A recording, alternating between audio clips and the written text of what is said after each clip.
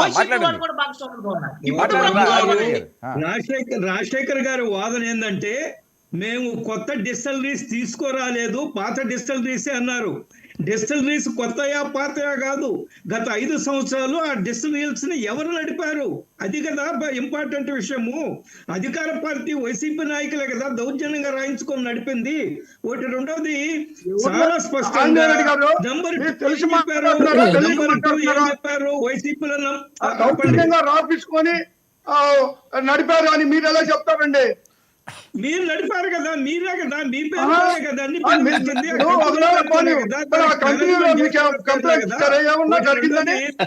వర్మ గారు మాట్లాడుతుంటారు. ఆరోపణలు చేయడం కాదు, ఏదైనా విచారణ జరుగుతుంది, విచారణ జరిగిందని చూద్దాం. విచారణలో అప్పుడు మాట్లాడండి. ఆయన ఎమ్మెల్యే అర్థం కావట్లేదు, లేదా పార్టీ నాయకుడు అర్థం కావట్లేదు. ప్రైవేట్ వ్యక్తులతో కూర్చొని తయారు చేశాము, అందరినీ పిలిపించి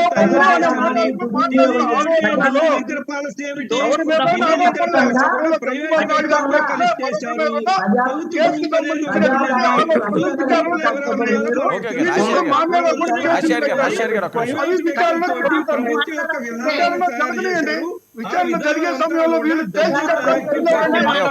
అందరూ మాట్లాడితే ఏమర్థమవుతుంది? చాలా స్పష్టంగా చెప్పారు. ఇక్కడికి వచ్చి మేము ఇవ్వలేదు, కొత్త లైసెన్సులు అయ్యే కదా. ఓకే ఆంజనేయ రెడ్డి గారు ఇప్పుడు డిజిటల్ ఇప్పుడు ఒకటండి, క్యాష్ అన్నారు, క్యాష్ ఉంటుంది, డిజిటల్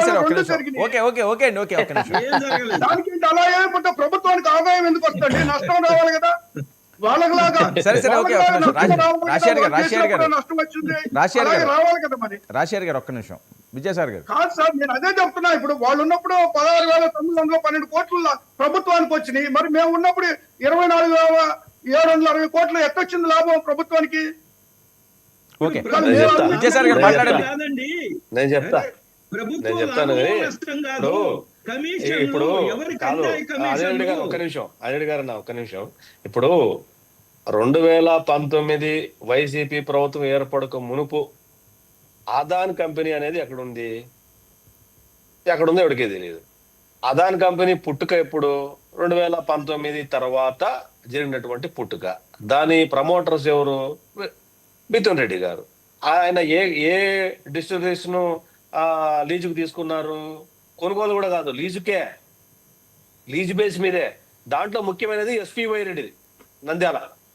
ఇంకేం కావాలా? ఇది రికార్డెడ్ కదా, కంపెనీ రిజిస్టర్డ్ గవర్నమెంట్ ఆఫ్ ఇండియాది కదా.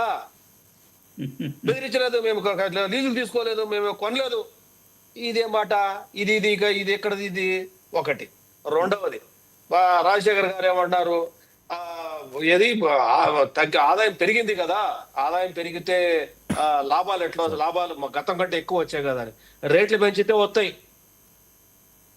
తక్కువ నాణ్యం లేని మద్యంకి 100 షాపుల్లో జరిగే వ్యాపారము. రాజశేఖర్ గారు కూడా మేము 5 మంది ఉంటాం కదా, అది కూడా చెప్తా అలాంటి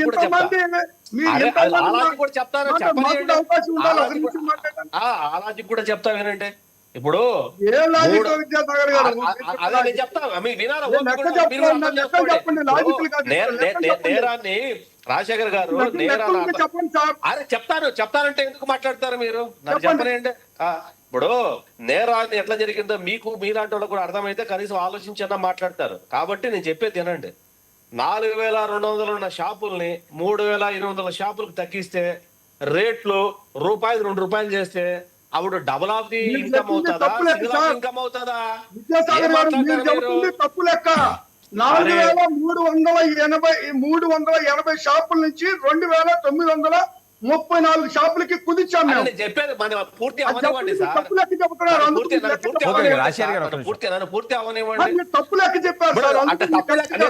పూర్తి కాకనే తప్పుడు అది ఒప్పో తప్పు మీరు ఎట్లా చెప్తారు? కదా నేను తప్పు చెప్తే మళ్ళీ కరెక్ట్ చేస్తారు కానీ ఆగండి మీరు. ఇప్పుడు రూపాయి వస్తువు ₹2 చేస్తే, ₹2 వస్తువు ₹8 చేస్తే లాభం ఇంత పొడుగు పెరుగుతుంది.